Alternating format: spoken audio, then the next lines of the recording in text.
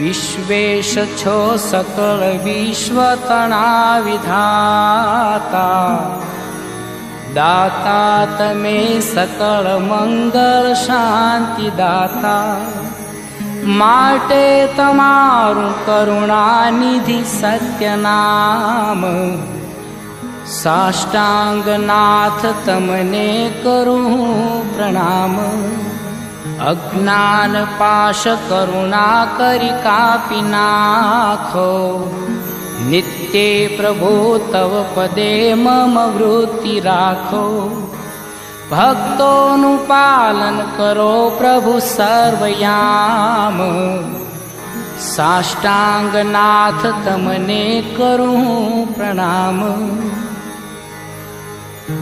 जे उत्पत्ति तथा स्थिति लय करे, वेदो स्तुति उच्चरे।